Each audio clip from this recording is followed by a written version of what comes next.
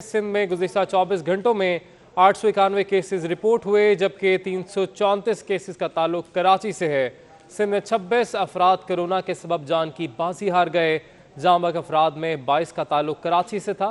महकमा सेहत सिंध के मुताबिक 650 मरीजों की हालत तशवीशनाक, जबकि 56 मरीज वेंटिलेटर पर जेर इलाज हैं। तो आपको अपडेट कर रहे हैं, कराची में कोरोना की चौथी लहर। गुज़िश्ता 24 घंटों में मस्बत केसेस की शरह 8% रिपोर्ट की गई। सिंध में गुज़िश्ता 24 घंटों में 891 केसेस रिपोर्ट हुए। 334 केसेस का ताल्लुक कराची से है। इसके हवाले से मजीद बात करेंगे नुमाइंदा 24 न्यूज़ इरफान अब्बासी हमारे साथ मौजूद है। इरफान, अपडेट कीजिएगा इस सूरत हाल के हवाले से। देखिए जी, बिल्कुल 2 रोज के दौरान मजीद 1% जो है उसके अंदर इजाफा हुआ है। परसों तकरीबन 7% तक रिपोर्ट हुआ था महकमा सेहत सिंध के मुताबिक, जबकि आज के दिन जो है वो 8% तक की जो है वो शरह पहुंच चुकी है। इसी तरीके से अगर हम बात करें कि 26 अफराद जो है वो 24 घंटे के दौरान अपनी जान की बाजी हार गए, जबकि 56 अफराद इस वक्त भी वेंटिलेटर पे हैं जिनकी हालत तशवीशनाक है। जबकि महकमा सेहत सिंध के मुताबिक 650 अफराद इस वक्त भी जो है वो मुख्तलिफ अस्पतालों के वार्डों के अंदर जो है वो तशवीशनाक हालत के अंदर जेर इलाज हैं। तकरीबन आज जो रिपोर्ट होने वाले अफराद हैं उनकी तादाद 891 है, जबकि महकमा सेहत सिंध का कहना है कि अगर मजीद इसी तरीके से लोगों की जानिब से जो एहतियाती तदाबीर अगर इख्तियार की जाए तो मजीद ये जो शरह ये नीचे आ सकती है। जी ठीक है, बहुत शुक्रिया इरफान, आपने अपडेट किया।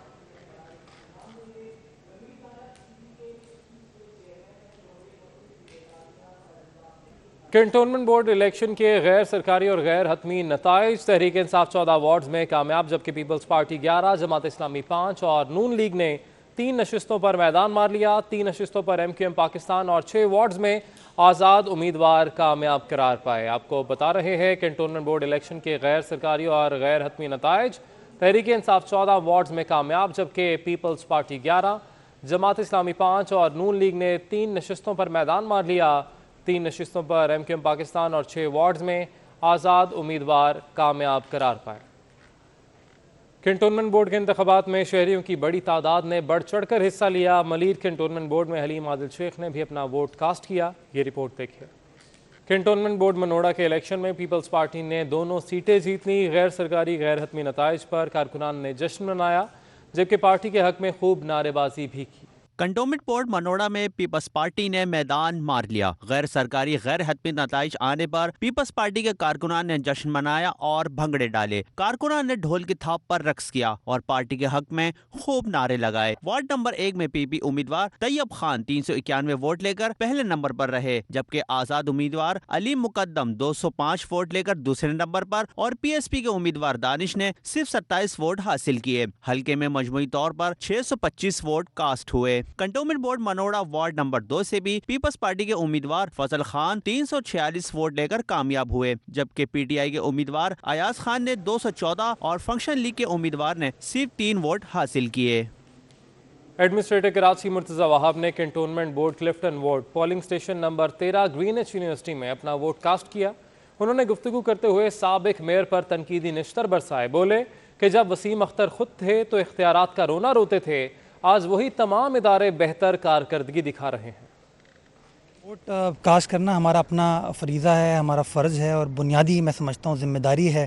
उन लोगों का इंतखाब करेंगे जो कि पढ़े लिखे हैं, सुलझे हुए हैं, जो कि अपनी ज़िम्मेदारी को समझते हैं कैसे रियल कंस्ट्रक्टिव चेंज हम माशरे में ला सकते हैं। तो मैं समझता हूँ कंटोनमेंट बोर्ड का जो बुनियादी मकसद है कि right man for the right job, ताकि डोर स्टेप पे डिलीवरेंस हो सके, उसमें हम कामयाब हो पाएंगे। अगर फ्री एंड फेयर तरीके से इंतखाबात होते हैं और कोई बैरूनी इंटरफेरेंस इसके अंदर नहीं होती तो इंशाल्लाह आप कराची भर में देखेंगे कि पाकिस्तान पीपल्स पार्टी के जो उम्मीदवार हैं, बिलावल भुट्टो जरदारी साहब के जो उम्मीदवार हैं, तीर के निशान वाले जो उम्मीदवार हैं, वो इंशाल्लाह कामयाब होंगे।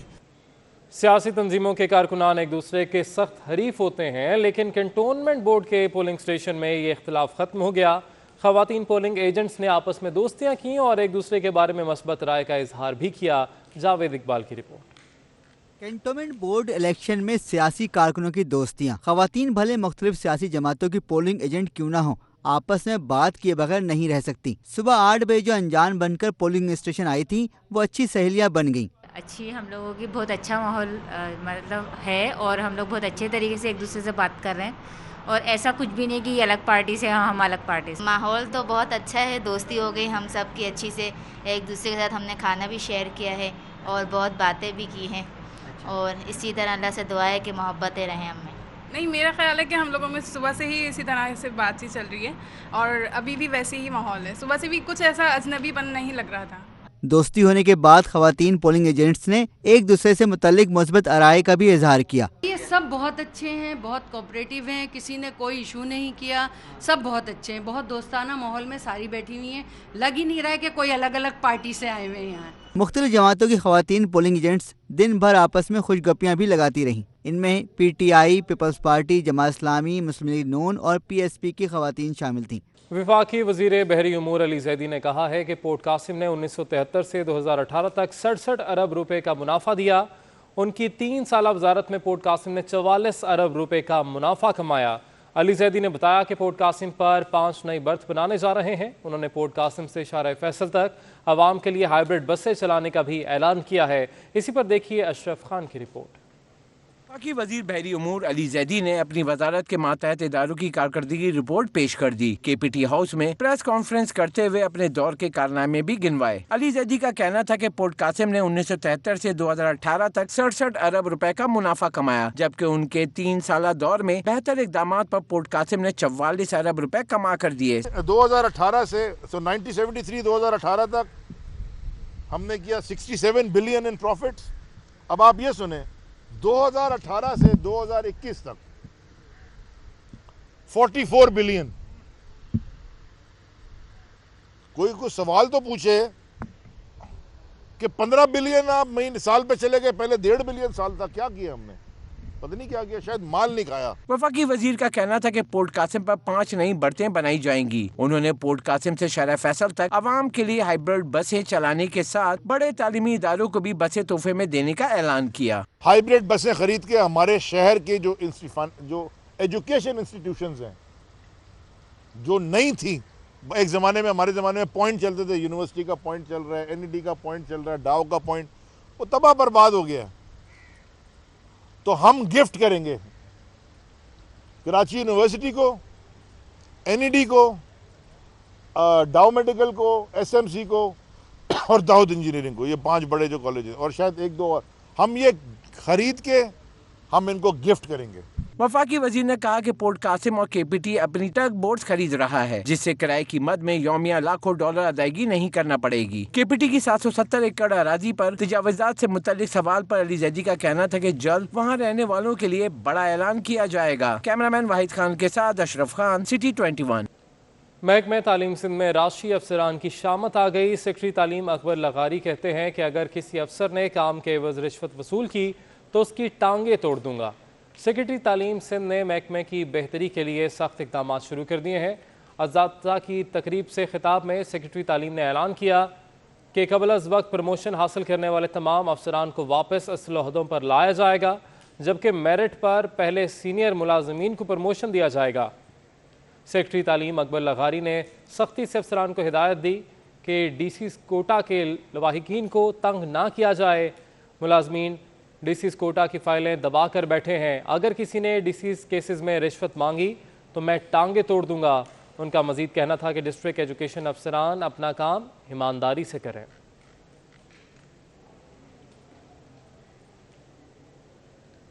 सिंध सरकार ने नायबज़दा अफसरान को ओहदों से हटाने और फर्जशनास अफसरान की तकर्री का फैसला कर लिया है। सूबाई वज़ीर तालीम सरदार अली शाह ने महकमा स्कूल और कॉलेजेस तालीम के सेक्रेटरीज़ को अहकामात जारी कर दिए हैं। सिंध सरकार ने ग्रेड 17 से 20 तक के नायबज़दा अफसरान को महकमा तालीम के ओहदों से हटाने का फैसला कर लिया। सूबाई वज़ीर सरदार अली शाह ने महकमे में तैनात नायबज़दा अफसरान की फहरिस्त भी तलब कर ली है। सरदार शाह ने महकमा तालीम के अहम ओहदों पर दयानतदार अफसरान की तैनाती की भी हिदायत कर दी। सरदार शाह कहते हैं कि महकमे में किसी भी किस्म की मुदाखलत बर्दाश्त नहीं की जाएगी। अफसरान गैर जानबदारी और बाइख्तियार होकर काम करें। सूबाई वज़ीर ने असातिज़ा को सिंध सेक्रेटेरिएट के चक्कर लगाने से भी रोक दिया।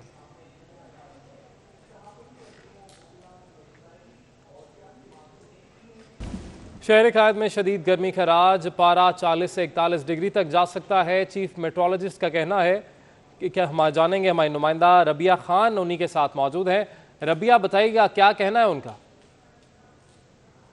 आइंदा 3 रोज़ शदीद गर्मी की पेशगोई की गई है। महकमा मौसमियात ने खबरदार कर दिया और बताया गया है कि टेम्परेचर जो है वो 40 से 41 डिग्री सेंटीग्रेड तक जा सकता है। अगर आज के दर्जा हरारत की बात की जाए तो इस वक्त शहर में मौजूदा दर्जा हरारत जो है वो 32 डिग्री सेंटीग्रेड है और महकमा मौसमियात के मुताबिक आज ज़्यादा से ज़्यादा दर्जा हरारत 36 से 38 डिग्री सेंटीग्रेड तक रहने का इम्कान है। कल क्या सूरत हाल होगी, गर्मी की दर्जा हरारत कहाँ तक पहुँचने का इम्कान है, जानते हैं चीफ मेट्रोलॉजिस्ट सरदार सरफराज से जो इस वक्त हमारे साथ मौजूद हैं। सरदार साहब बताइएगा कि बारिशों के बाद अब शदीद गर्मी है, कब तक ये गर्मी रहेगी, टेम्परेचर कितना जाएगा, उसके बाद फील लाइक के क्या चांसेस हैं? देखिए 40 या 41 जैसे आपने जिक्र किया इसमें जा सकता है। कल 38 से 40 की रेंज हमने दी और परसों फिर 39 से 41, तो 14, 15, 16 3 दिन या हो सकता है 17 को भी, तो 3 से 4 दिन गर्मी की लहर रहेगी। उसकी वजह ये है कि वो जो डिप्रेशन इस वक्त बे ऑफ बंगाल में बना है तो वो आगे मूव करके जब आएगा सेंट्रल इंडिया पे और फिर राजस्थान पे, तो कराची की ऑलरेडी पिछले 2-3 दिन से सी ब्रीज़ को इतनी उससे स्पीड से नहीं चल रही, तो ये सी ब्रीज़ कट ऑफ होने का इम्कान होता है जैसे ही लो प्रेशर एरिया राजस्थान और गुजरात पे मौजूद रहता है। तो यही खदशा है कि सी ब्रीज़ कट ऑफ हो जाएगी और हवा जो है मशरक़ या शुमाल मशरक़ की जानिब से रुख करेगी कराची की तरफ। हीट वेव असल में देखें जब 5 दिन तक टेम्परेचर मुसलसल 40 या उससे ऊपर रहे तो फिर उसको हम बाई डेफिनेशन हीट वेव जब कहते हैं। और दूसरा ये कि उसके साथ साथ नमी का तनासुब भी ज़्यादा रहे, तो चूँकि ये खुश्क हवा होगी नमी का तनासुब उतना नहीं होगा और 3 या 4 दिन रह सकता है 40-41, तो हो सकता है 2 दिन 41 रहे और बाकी 39 इस तरह से रहे। तो इसलिए प्रॉपर हीट वेव नहीं दिया, लेकिन गर्म और शदीद गर्म तो क्या ही रहे हैं, तो इस तरह की कंडीशंस रहेंगी। उसके बाद बारिशों का कब से कराची में इम्कान है? देखिए जो ये डिप्रेशन है इस वक्त बे ऑफ बंगाल पर है और मूव करता हुआ जब सेंट्रल इंडिया पर आएगा 2 से 3 दिन बाद आप कह लें, तो फिर एक low pressure area already Indian Gujarat और राजस्थान वगैरह पे मौजूद है, हमारे अपर सिंध ईस्टर्न सिंध तक उसकी एक्सटेंशन आ रही है। तो ये दोनों जब 2 से 3 दिन बाद मर्ज होंगे आपस में, तो उसके बाद फिर इम्कान एक ये है कि साउथ पंजाब और अपर सिंध की तरफ ज़्यादा रुख रहे तो फिर कराची में बारिश का कम चांस होगा, और अगर सेंट्रल सिंध और ईस्टर्न सेंट्रल और लोअर सिंध की तरफ रुख रहता है तो फिर ज़्यादा इम्कान होगा। तो ये 2 दिन बाद ही जाके बात वाज़े होगी, लेकिन मोस्ट प्रोबेबली हम कह सकते हैं कि 17 तारीख के बाद, 17 की शाम या रात के बाद इम्कान होगा कराची में बारिश का। आज बिल्कुल चीफ मेट्रोलॉजिस्ट सरदार सरफराज हमारे साथ मौजूद थे और उनका यही कहना था कि 17 सितंबर के बाद कराची में बारिश का इम्कान है, लेकिन आइंदा आने वाले 3 रोज़ कराची वालों को शदीद गर्मी का सामना करना पड़ेगा। पारा जो है वो 41 डिग्री सेंटीग्रेड तक जा सकता है, तो शहरी जो है वो एहतियात करें, गैर ज़रूरी तौर पर दिन के औकात में घरों से बाहर ना निकलें ताकि गर्मी से जो है वो बचा जा सके। अलबत्ता हीट वेव का कोई ख़तरा नहीं है, लेकिन पारा जो है वो बहुत रहेगा, तो कराची वाले जो है वो गर्मी के हवाले से। आपने अपडेट किया, बहुत शुक्रिया आपका। यूटिलिटी स्टोर्स पर अशिया ज़रूरिया की कीमतों में इजाफा तो कर दिया गया, लेकिन नया नोटिफिकेशन मौसूल ना होने की वजह से शहर कायद के मुख्तलिफ यूटिलिटी स्टोर्स पर पुराने निर्खों पर ही ज़रूरियात ज़िंदगी की अशिया की फ़रोख्त जारी है। मज़ीद जानेंगे हमारे नुमाइंदे वसीम इफ्तिखार हमारे साथ मौजूद हैं। वसीम बताएगा। यूटिलिटी स्टोर इंतजामी की जानिब से ज़रूरत ज़िंदगी की अशिया की कीमतों में इजाफा किया गया है और इस ज़मीन में नोटिफिकेशन भी जारी कर दिया गया है। नोटिफिकेशन के मुताबिक जो नई कीमतें हैं उसके मुताबिक ब्रांडेड घी जो है वो तकरीबन 96 रुपये फ़ी लीटर तक महंगा हुआ है और इसके साथ साथ ब्रांडेड तेल फ़ी लीटर 97 रुपये तक महंगा किया गया है।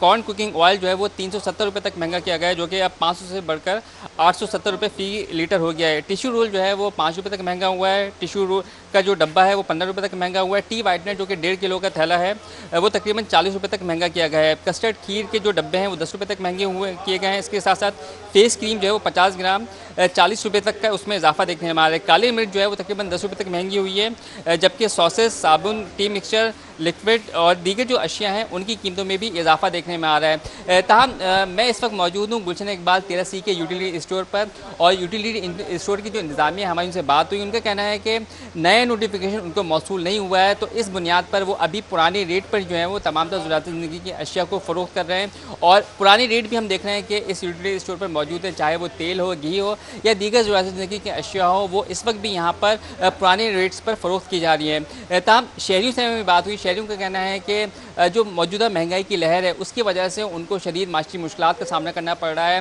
यूटिलिटी स्टोर्स पर भी जो है वो हुकूमत को चाहिए कि रिलीफ फराहम महंगाई से, और उसके साथ साथ आम बाज़ारों में जो महंगाई की सूरत हाल है उसमें भी जो है वो हुकूमत। बहुत शुक्रिया, आपने अपडेट किया। सिंध हाई कोर्ट में अशिया ज़रूरिया की कीमतों और इजाफे ज़ख़ीरा अंदोज़ी के खिलाफ दरख्वास्त दी गई। अदालत DG bureau supply and prices की अदम तैनाती पर सिंध हुकूमत पर बरहम। अदालत ने अशिया खुर्नूस की कीमतों के तयन से मुतल्लिक 2 हफ्ते में रिपोर्ट तलब कर ली है। लगता है कि हुकूमत अशिया ज़रूरिया की कीमतों पर कंट्रोल करना ही नहीं चाहती। ये अदालत की जानिब से रिमार्क्स भी सुनने को मिले, तो आपको अपडेट कर रहे हैं। सिंध हाई कोर्ट से मजीद भी तफसील जानेंगे। हमारे नुमाइंदे बिलाल अहमद हमारे साथ मौजूद हैं। बिलाल, बताइएगा। जी, सिंध हाई कोर्ट में अशिया ज़रूरियत की कीमतों में इजाफे और ज़ख़ीरा अंदोज़ी के खिलाफ तारिक मंसूर एडवोकेट की दरख्वास्त की समाअत हुई है। अदालत ने DG bureau supply and price की अदम तैनाती पर सिंध हुकूमत पर इज़हार बरहमी किया है और अशिया खुर्दरोश की कीमतों के तयन से मुतल्लिक 2 हफ्ते में रिपोर्ट तलब कर ली है। साथ ही अदालत ने दौरान समाअत अपनी ऑब्जर्वेशन में कहा कि लगता है कि हुकूमत अशिया ज़रूरिया की कीमतों पर कंट्रोल करना नहीं चाहती। लगता यह है कि ये सब निज़ाम कंट्रोल नहीं होगा।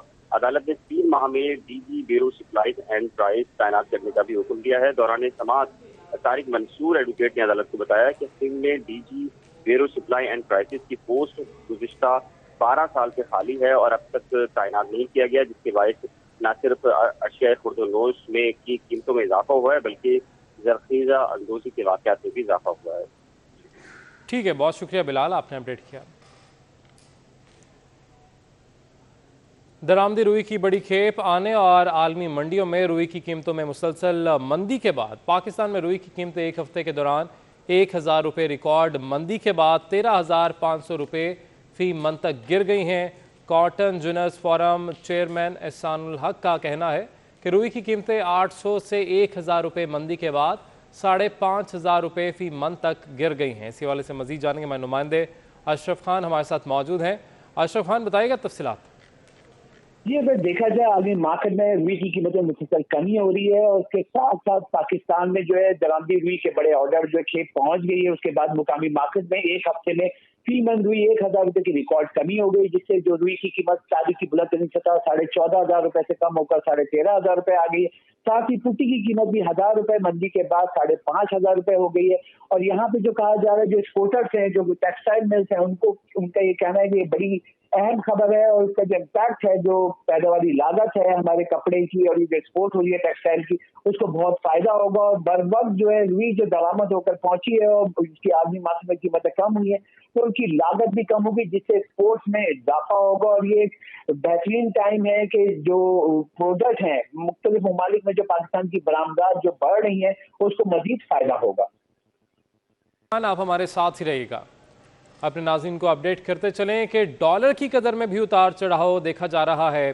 कारोबार के दौरान डॉलर 8 पैसे महंगा हो गया, जबकि फॉरेक्स डीलर्स इंटरबैंक में डॉलर 168 रुपये 2 पैसे से बढ़कर 168.10 रुपये पर पहुंच गया है। कारोबार के दौरान इंटरबैंक में डॉलर 167.95 तक ट्रेड हुआ। अशरफ खान हमारे साथ ही मौजूद हैं। अशरफ खान, इस हवाले से भी अपडेट कीजिएगा। रुपए की कदर में उतार चढ़ाव का सिलसिला जारी है। पहले कारोबार के दौरान रुपए की कदर में बेहतरी हुई थी और डॉलर 7 पैसे कम होकर 167 रुपए 95 पैसे तक ट्रेड हो रहा था। इस वक्त जो है डॉलर एक बार फिर जो है महंगा हुआ। कारोबार के दौरान इंटरबैंक में डॉलर 8 पैसे महंगा और 168 रुपए 2 पैसे जो जुमे की क्लोजिंग थी उससे बढ़कर 168 रुपए 10 पैसे पर ट्रेड हो रहा है। और यहाँ पे देखा जाए 4 माह में इंटरबैंक में डॉलर 15 रुपए 82 पैसे महंगा हो चुका है। और देखा जाए 7 मई 2021 को इंटरबैंक में डॉलर 152 रुपए 28 पैसे की कम सतह पर रिकॉर्ड किया गया था। उसके बाद से डॉलर जो है 152.28 से बढ़कर 168 रुपए पैसे पर पहुंच गया है। इससे पाकिस्तान की दरामदी लागत बढ़ रही है और पाकिस्तान ने जो अगस्त में 6 अरब डॉलर की दरामदात की थी, उससे जो अशिया आई हैं वो महंगी हो जाएंगी और उसका जो इम्पैक्ट होगा कि महंगाई के रफ्तार में इजाफा हो जाएगा। ठीक है, बहुत शुक्रिया अशरफ खान, आपने अपडेट किया। पाकिस्तान स्टॉक एक्सचेंज में कारोबारी हफ्ता आगाज मस्बत अंदाज में हुआ। कारोबार में सरमायाकारों की जानिब से ताजरों ने हिस्से की खरीदारी का रुझान देखने में आ रहा है, तो आपको अपडेट कर रहे हैं। पाकिस्तान स्टॉक एक्सचेंज में कारोबारी हफ्ते का आगाज़ मस्बत अंदाज में हुआ। कारोबार में सरमायाकारों की जानिब से ताजरों ने हिस्से की खरीदारी का रुझान देखने में आया है। इसी हवाले से मजीद बात करेंगे। हमारे नुमाइंदे एयाज ज़राना हमारे साथ मौजूद हैं। एयाज बताएगा तफसीलात। जी बिल्कुल, जैसे आज सुबह कारोबारी हफ्ते का पहला रोज़ था जिसके अंदर हमने देखा कि सरमायाकार जो है आज सुबह से ही सरगर्म नज़र आए हैं, जिसकी वजह से जो है वो 100 इंडेक्स की जो इस वक्त मार्केट है वो पॉजिटिव जोन में नज़र आ रही है, जिसके बाद इसके साथ जो 100 इंडेक्स है वो 47,233 की सतह पे पहुंच चुका है। सरमायाकारों की जानिब से जो है वो एतमाद देखा जा रहा है मार्केट में। हालांकि हमने पहले दो ऐसी खबरें देखी थी जिसकी वजह से मार्केट के ऊपर एक प्रेशर था। मज़ीद ऐसी क्या चीज़ें हैं जो मार्केट को जो है वो इस वक्त अपने गेन की तरफ लेके जा रही है। इस वक्त मेरे साथ मौजूद हैं साबिक डायरेक्टर PSX अमीन यूसुफ साहब, उनसे पूछते हैं कि अमीन साहब ये बताइएगा कि मार्केट आज एक नया हफ्ता, नया कारोबारी हफ्ता है जिसमें पॉजिटिव जोन पे जा रही है, क्या खबरें हैं, क्या वजूहात हैं? देखिए, एक तो रिफाइनरी से रिलेटेड न्यूज़ है कि आज वो आएगी, इसकी वजह से आप देख रहे हैं कि रिफाइनरी में काफ़ी बाइंग है और काफ़ी अच्छी मूवमेंट नज़र आ रही है। प्लस दूसरी साइड पे आप देखिए कि आपके पास जो एक बड़ी मार्केट एक्सेस हो गया है अफगानिस्तान की, उसके लिए आप देखें आपके पास जो है खाने पीने की चीज़ें जाएंगी, आपकी फूड आइटम्स जाएंगी, आपके सीमेंट जाएगा, आपका स्टील जाएगा, आपका सरिया जाएगा। हो सकता है कि गाड़ियों की अगर कैपेसिटी अपने पास है तो वो भी एक्सपोर्ट हो सकती है। तो एक तरह से देखें तो वो एक्सपेंशन में लोग जाएंगे, क्योंकि ऑब्वियसली अगर डिमांड्स होंगी तो सप्लाई अगर कंस्ट्रेंट होंगे तो फिर आप देखेंगे आने वाले दिनों में, आप देखेंगे क्योंकि मार्केट स्टॉक मार्केट में ये होता है कि फ्यूचर न्यूज़ पे मार्केट चल रही होती है, क्योंकि आपके रिलेशनशिप ज़्यादा अच्छे हैं और आप सबसे बड़ी बात है आपकी बॉर्डर बहुत करीब है, तो आपका एक्सेस बहुत अच्छा है, आप फ़ौरन आपका माल जल्दी चले जाएगा। तो बहुत बड़ी मार्केट है पाकिस्तान के लिए, बहुत अच्छी अपॉर्चुनिटी है। ऑब्वियसली जो कंपनी लिस्टेड है, जो मैन्युफैक्चरिंग में हैं, उनकी भी ज़्यादातर डिमांड्स बढ़ेंगी तो ज़्यादातर वो एक्सपेंशन में जाएंगे। एक्सपेंशन में जाएंगे तो ऑब्वियसली कंपनी की अर्निंग्स अच्छी होंगी, जब अर्निंग्स अच्छी होंगी तो ऑब्वियसली स्टॉक्स अच्छे परफॉर्म करेंगे। यही वजह है कि लोग फ्यूचर एक्सपेक्टेशन के बेस पे काम भी कर रहे हैं। प्लस रिफाइनरी की न्यूज़ भी, और लग रहा है कि जो पहले 2-3 दिन पहले न्यूज़ थी कि फ्रंटियर में आ गए, लेकिन उसको इतना कोई इम्पैक्ट नहीं हुआ। जैसे पहले भी हमारी बात हुई थी कि 1-2 दिन मार्केट उसको एब्जॉर्ब कर लेगी, तो यही रिफ्लेक्ट करता है कि मार्केट में स्ट्रॉन्ग बाइंग है और मार्केट काफ़ी स्ट्रॉन्ग है। तो आने वाले दिनों में अनलेस कोई ऐसी बैड न्यूज़ नहीं आती है तो फिर मार्केट मुझे लग रहा है कि मोमेंटम बरकरार रहेगा। तो आपको क्या लगता है कि मार्केट को जो सपोर्ट करेगा वो इंट्राडे की जो ट्रेडिंग है वो लोग इस सपोर्ट करेंगे, म्यूचुअल फंड्स इसको सपोर्ट करेंगे, या इसको आपको लगता है फॉरेनर बाइंग दोबारा से मार्केट के ऊपर? हमने देखा जैसे पिछले दिनों में फॉरेन्स की बहुत ज़्यादा सेलिंग थी जिसकी वजह से मार्केट नीचे जा रही थी, तो अब आपको लगता है कि अट्रैक्टिव होगी फ्रंटियर पे आने के बाद? देखिए, इसमें ये कि हमारे जो म्यूचुअल फंड के साइजेस भी बहुत बड़े हैं, ऑब्वियसली वो भी बाइंग मार्केट में अगर NIT आता है या फंड्स प्राइवेट आते हैं तो मार्केट में बाइंग काफ़ी नज़र आती है। इसके अलावा देखिए फॉरेनर्स अगर हैं, लेकिन दूसरी साइड पर रिटेल इन्वेस्टर भी काफ़ी एक्टिवेट हो रहे हैं, वो काम कर रहे हैं, अच्छे डिविडेंड्स आ रहे हैं अच्छी आइटम के, तो ऑब्वियसली वो भी एक्यूमुलेट कर रहे हैं। तो ऑब्वियसली एक मल्टीप्लायर इफेक्ट होता है कि अगर हर जगह से बाइंग आ रही होती है तो मार्केट परफॉर्म कर रही होती है। अनलेस कोई न्यूज़ आती है तो क्या होता है मार्केट में, अब पहले जैसी मार्केट नहीं है। देखिए, इन्वेस्टर बैठा हुआ होता है अपॉर्चुनिटी के लिए, जब मार्केट नीचे घट रही होती है आप देखते हैं एक आधा दिन नेगेटिव सेशन होता है, इसके बाद मार्केट में बाइंग आ जाती है कि वो एक गिरावट हो जाती है। जब लोग सेलिंग करके निकल जाते हैं तो अपॉर्चुनिटी होती है, लोग आते हैं बाइंग करते हैं। तो अब वो सिनेरियो बहुत डिफरेंट है, पहले जैसे सिनेरियो नहीं है। और अनलेस कोई न्यूज़ अगर नेगेटिव आएगी तो ऑब्वियसली उसको अपडेट किया, बहुत शुक्रिया आपका। मुल्की कार की फ़रोख्त में कमी हुई है। अगस्त के महीने में कार की फ़रोख्त में मजमूई तौर पर 13% कमी रिकॉर्ड की गई है। पाकिस्तान ऑटो मैन्युफैक्चरर्स एसोसिएशन की जारी करदा आदाद-ओ-शुमार के मुताबिक पाक सुजुकी और इंडस मोटर की सेल्स में कमी रिकॉर्ड की गई है। तो आपको अपडेट कर रहे हैं कि मुल्की कार की फ़रोख्त में कमी देखी गई है। इसी वाले से मज़ीद जानेंगे, हमारे नुमाइंदे हबीब खान हमारे साथ मौजूद हैं। हबीब बताएगा, रिकॉर्ड इजाफा देखने में आ रहा था मगर अब कमी वाक़ई हुई है? बिल्कुल, देखें जुलाई के महीने तक मुल्की कार सेल्स में जो है वो रिकॉर्ड इजाफा देखने में आ रहा था, लेकिन रवा माह जो अगस्त का महीना जब इख्तिताम पजीर हुआ है तो जो कार सेल्स डाटा है पाकिस्तान ऑटोमोटिव मैन्युफैक्चरर्स एसोसिएशन की जानिब से जो जारी किया जाता है उसके मुताबिक जो गाड़ियों की सेल है उसमें 13% जो है वो मजमूई तौर पर कमी आई है, जिसमें सबसे ज़्यादा पाक सुजुकी की जो सेल्स है उसमें कमी रिकॉर्ड की गई। सुजुकी के जो टोटल यूनिट है उसकी सेल में 21% जो है बताया जा रहा है कमी रिकॉर्ड हुई है। इसके साथ साथ इंडस मोटर्स की सेल में भी 16% तक जो है वो कमी रिकॉर्ड की गई है। मजमूई तौर पर अगर बात करें तो जुलाई के महीने में 24,918 यूनिट सेल हुए थे, लेकिन अगस्त के महीने में इसके बरस 21,751 गाड़ियां जो है वो सिर्फ फरोख्त हो सकी हैं। जिसमें अगर बात की जाए तो पाकिस्तान ऑटोमोटिव मैन्युफैक्चरर्स एसोसिएशन में इस वक्त किया मोटर्स जो है वो रजिस्टर्ड नहीं है, ना उनकी गाड़ियों की इसमें डाटा शुमार किया जाता है। तो इसके अलावा जो मुख्तलिफ कंपनीज हैं। ठीक है, बहुत शुक्रिया अबीब, आपने अपडेट किया। सिंध हाईकोर्ट से खबर शामिल करेंगे। रिहायशी इलाके में कमर्शियल तामीरात और सरगर्मियों का केस है। सैयद आगा अताउल्ला बुखारी की दरख्वास्त की तौहीन अदालत की दरख्वास्त की समाअत हुई। अदालत ने डिप्टी कमिश्नर शर्की को ज़ाती हैसियत में तलब कर लिया, जबकि डिप्टी कमिश्नर शर्की से वजाहत भी तलब कर ली है। बताया जाए कि अदालत फैसले पर अमल क्यों नहीं हुआ।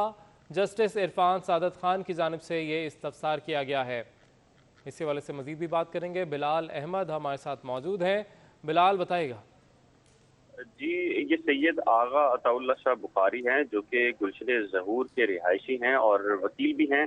उनकी जानिब से आज तौहीन अदालत की दरख्वास्त लगाई गई थी डिप्टी कमिश्नर शर्की के खिलाफ, जिसमें उन्होंने कहा था कि 2012 में एक अदालती फैसला आया था कि रिहायशी जो प्लॉट्स हैं उन पर कमर्शियल तामीरात को ख़त्म कर दिया जाए। ताहम डिप्टी कमिश्नर शर्की ने अब तक उस फैसले पर अमल नहीं किया, लिहाजा उनके खिलाफ तौहीन अदालत की कार्रवाई की जाए। अदालत ने कार्रवाई करते हुए डिप्टी कमिश्नर को ज़ाती हैसियत से तलब कर लिया है और उनसे वजाहत तलब की है कि बताया जाए कि 2012 से लेकर अब तक के फैसले पर अमल दरामद क्यों नहीं किया गया।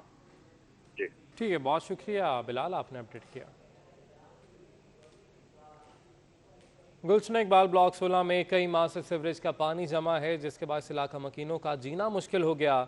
सीवरेज के पानी की वजह से गाड़ियों का गुजरना मुश्किल हो गया है, जबकि सड़क पर खुले मैन होल्स भी खौफ का बाइस बन रहे हैं। मजीद जानेंगे हमारे नुमाइंदे राना माली से। राना माली, बताइएगा। इस वक्त मैं मौजूद हूं कराची के इलाके गुलशन इकबाल ब्लॉक 16 में। यहां पर रोड पर आप देख सकते हैं सीवरेज का काफ़ी सारा पानी जमा है, जिसकी वजह से यहां पर गाड़ियों का गुजरना मुश्किल हो गया है। ट्रैफिक की रवानी मुतासिर हो रही है। इसके अलावा जो इलाका मकीन है वो इस सीवरेज के पानी से सख्त परेशान है। सामने एक बच्चों का स्कूल है, यहाँ पर गटर के मेन हॉल खुले हुए, जिसके बाद यहाँ पर बच्चे भी इस मेन हॉल में गिर सकते हैं। और गटर का जो पानी है ये इलाका मकीनों के लिए अजाब बना हुआ है। एक माह से अरसा ज़्यादा गुजर गया, लेकिन यहाँ से कभी कोई ज़िला या शहरी इंतज़ामिया ने कोई एक्शन नहीं लिया, ना ही यहाँ से पानी निकाला गया, जिसकी वजह से इलाका मकीनों की ज़िंदगी ज़्यादा मुतासिर। ठीक है राना माली, आपने अपडेट किया, बहुत शुक्रिया आपका। नेशनल स्टेडियम के सिक्योरिटी एहलकार स्टेडियम आने वाले शहरियों को मास्क की नसीहत करते हैं, लेकिन खुद मास्क पहनना गवारा नहीं करते। नेशनल स्टेडियम कराची के मरकजी दरवाजे पर मामूर सिक्योरिटी एहलकार कोरोना SOPs की धज्जियाँ उड़ाने लगे। दूसरों को मास्क की तनबीह करने वाले खुद ही मास्क नहीं पहने हुए। स्टेडियम की तरफ आने वाले मेहमानों को बगैर मास्क के ना सिर्फ स्टेडियम में दाखिले से रोकते हैं, बल्कि वापस भी भेज देते हैं।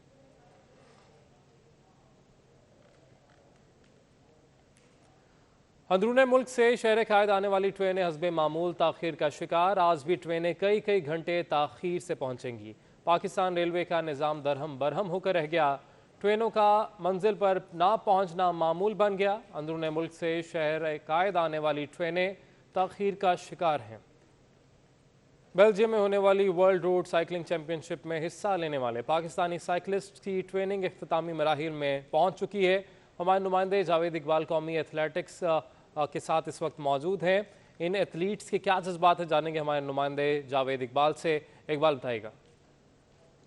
जी, इस वक्त मैं मौजूद हूँ कराची में। समुंदर के पास दो दरिया का ये इलाका मशहूर है। यहाँ पर आया हूँ, एक ख़ास ट्रेनिंग जारी यहाँ पर पाकिस्तानी साइकिलिंग के जो चैम्पियन हैं, रोड रेस साइकिल के नेशनल चैम्पियंस अली इलियास हमारे साथ इस वक्त मौजूद हैं, और अस्मा जान और खलील अमजद, ये तीनों जो हैं यहाँ पर जमा है, रोज़ाना ट्रेनिंग कर रहे हैं और बड़ी टफ इनकी ट्रेनिंग जारी है, क्योंकि इन्होंने वर्ल्ड चैम्पियनशिप होने जा रही है बेल्जियम में, उसमें हिस्सा लेना है। ये चैम्पियनशिप 18 सितंबर को होगी और ये अपनी पाकिस्तान की नुमाइंदगी करेंगे और इनकी पूरी कोशिश है कि बेहतर वहाँ परफॉर्मेंस देके पाकिस्तान लौटे। हम इनसे खुद भी जानेंगे जो ट्रेनिंग हो रही है उसके हवाले से क्या इनकी तैयारी है, क्या फोकस है। हमारी ट्रेनिंग पिछले कई सालों से जारी है और एक एथलीट का सारा इन्हिसार उसकी ट्रेनिंग पे होता है, उसकी प्रिपेयर्डनेस पे होता है। कॉम्पिटिशन्स पूरे साल भर होते रहते हैं, नेशनल लेवल पे, प्रोविंशियल लेवल पे और इंटरनेशनल लेवल पे। बदकिस्मती से कोविड के साल में जिस तरह बाकी सारे बिजनेसेस और बहुत सारे सेक्टर्स को बहुत असर पड़ा, स्पोर्ट्स को भी बड़ा नुकसान हुआ और बहुत सारे इंटरनेशनल कॉम्पिटिशन्स जो है जो स्केड्यूल्ड थे वो नहीं हो सके। और ट्रेनिंग में और क्या एक्सरसाइज फिटनेस के हवाले से?